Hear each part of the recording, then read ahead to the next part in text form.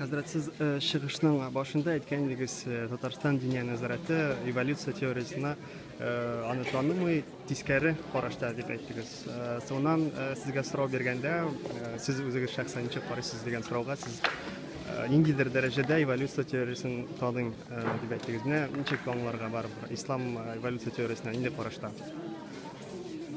Ну, иң башта без мен шулай демәдем это. Мин әйттем, что эволюция аңлар өчен монда фән ягыннан без санарга карасак, анда күп сораулар туа. Шуны без аны белергә кирәк.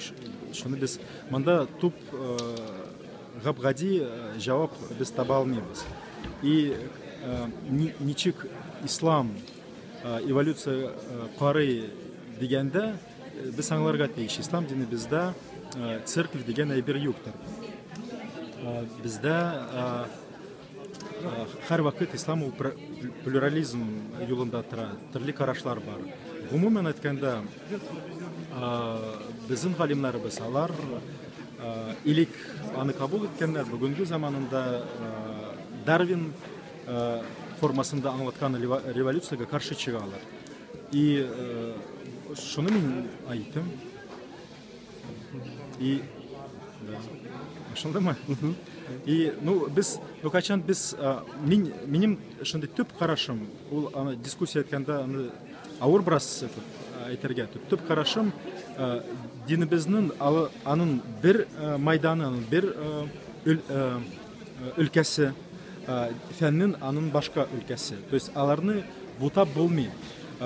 Диннең мәгънәсе, максаты кешене үзгәртергә, кешегә бәхетле тормышка ирешергә. Бу дөньяда фәннең төп максаты дөньяны аңлатырга, нинди кануннары буенча ул функционировать итә. Бу төрле максатлар. Без аны бер майданга берләштерергә була, но монда бик күп проблемалар чыгар. Шуның өчен миңа калса,